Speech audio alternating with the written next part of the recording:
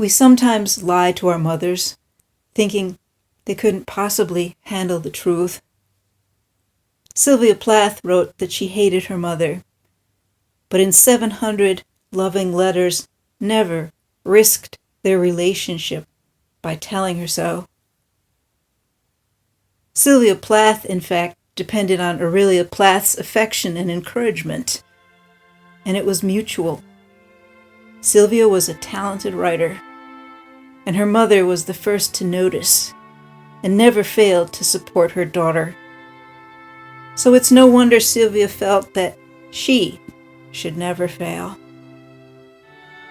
Here, Aurelia is in England, visiting Sylvia and her children.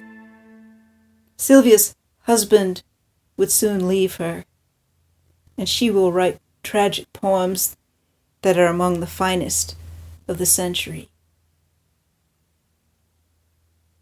Aurelia Plath read stories and poetry to Sylvia from a very young age.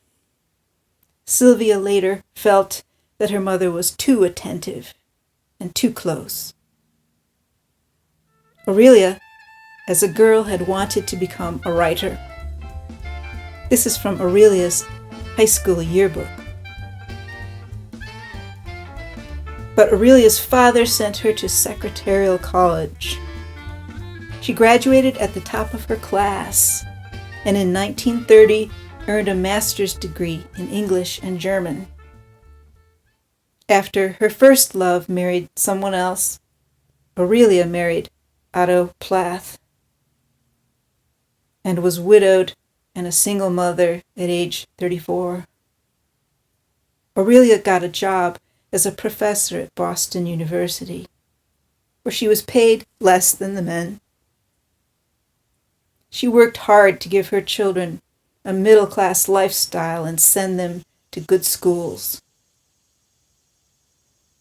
Mother and daughter exchanged hundreds of letters, and Aurelia wrote notes on them secretly expressing relief or worries about her daughter's moods that got more and more extreme.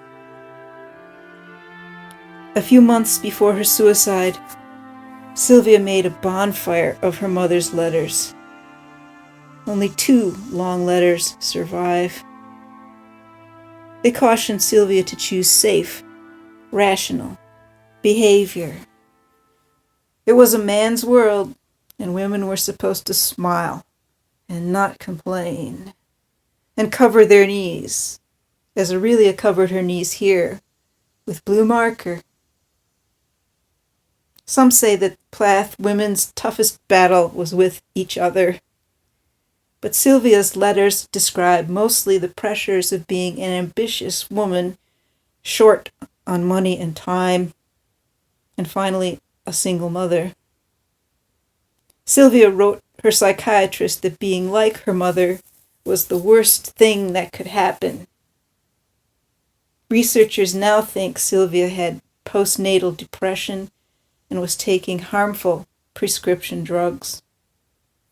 Aurelia later published a selection of Sylvia's letters, but what she wrote about their relationship can be as unreliable and conflicted as what Sylvia wrote. Aurelia had her own mixed feelings about being Sylvia's crisis counselor and banker and being blamed for her daughter's death.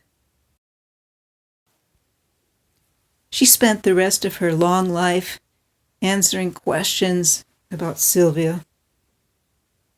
No one has done any research into her life until now. She seems dull compared to her talented daughter, until you see she was a talented mother, and they were a team unique in all of literature.